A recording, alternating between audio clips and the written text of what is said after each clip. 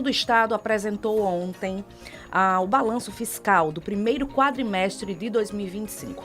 Durante a audiência da Comissão de Finanças, a equipe econômica destacou avanços na gestão, como a melhora na qualidade das informações contábeis, o Rio Grande do Norte recebeu o selo A do Tesouro Nacional e a redução do gasto com pessoal, que caiu de 57,56% para 56% da corrente líquida.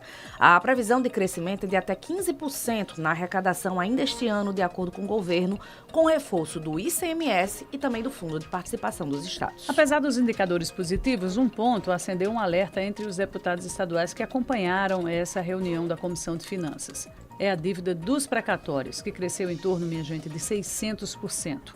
O governo afirma que está cumprindo os pagamentos, mas admite a necessidade de medidas como negociação, operação de crédito e ampliação do prazo até 2029. Essa audiência marcou aí a retomada das prestações de contas fiscais previstas pela Lei de Responsabilidade Fiscal. Que o governo descumpre há anos a Lei de Responsabilidade Fiscal com o extrapolamento do teto do pagamento de pessoal.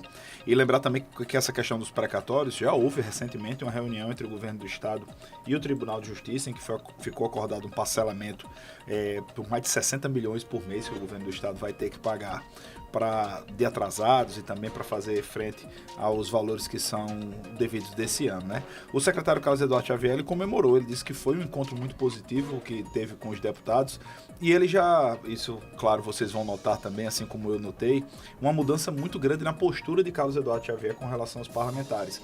Carlos Eduardo Xavier ele sempre foi extremamente cordial, como continua sendo cordial no trato com os parlamentares, inclusive com a própria imprensa, mas nesse momento ele já tenta capitalizar politicamente também os resultados da forma que ele vê positivo. Esse incremento na arrecadação, pessoal, a gente tem que lembrar que não é por causa de nenhum tipo de ação muito revolucionária ou um desenvolvimento muito grande do Rio Grande do Norte. Pelo contrário, a gente tem conseguido esse incremento na receita a partir do aumento da alíquota modal do ICMS também, principalmente, né? Então, o secretário, ele nesse momento, claro que ele tem uma dificuldade porque está num governo muito mal avaliado, ele tem uma dificuldade de justificar os números. Os parlamentares foram também bastante cordiais na reunião da Comissão de Finanças lá da Assembleia Legislativa, mas a expectativa nesse momento, infelizmente, segue sendo ruim porque o Rio Grande do Norte não tem poder de investimento. A gente falou isso nessa semana ainda, que o Rio Grande do Norte é o estado que tem o maior comprometimento da receita corrente líquida com o pessoal. Apesar da melhoria, essa melhoria não foi por cortes, foi por causa exatamente do incremento na arrecadação. E o clima de cordialidade, ele não poderia ser diferente, por se tratarem aí de pessoas, né, assim, de um nível de civilidade muito grande. O próprio secretário Carlos Eduardo Xavier, até enquanto não tinha condição de pré-candidato ao governador do estado do Rio Grande do Norte, ele mantinha também essa mesma postura. Sim. E ontem ela só se repetiu na casa. Até que eu achei que foi uma prestação de contas até rápida, viu, Júlio Pinheiro? Por volta das 10h30 da manhã, todo o assunto já estava concluído.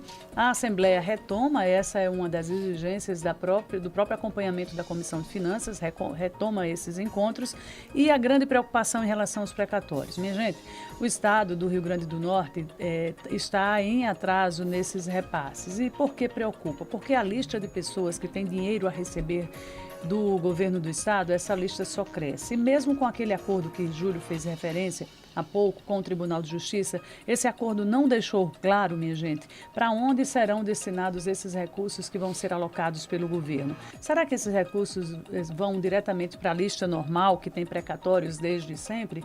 Ou então ela vai dar prioridade àqueles acordos de 60% que foram feitos também para a liberação mais imediata desses recursos? Ou vai ser para aquele repasse da lista de prioridades de precatórios? É isso que tem que ficar muito claro, né? Muito claro por parte da Justiça, porque não adianta só o governo alocar aquela quantidade de recursos que ficou acertada se não traz esse esclarecimento para a população. Os deputados estão preocupados porque a dívida é muito grande de precatórios e, minha gente, precatório é um dinheiro que tradicionalmente ele já atrasa.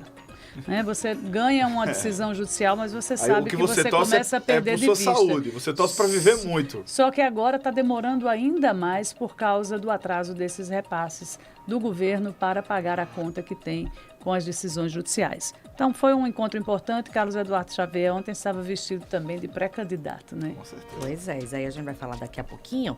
Seguimos aqui com mais notícias para você, dando as boas-vindas para todos.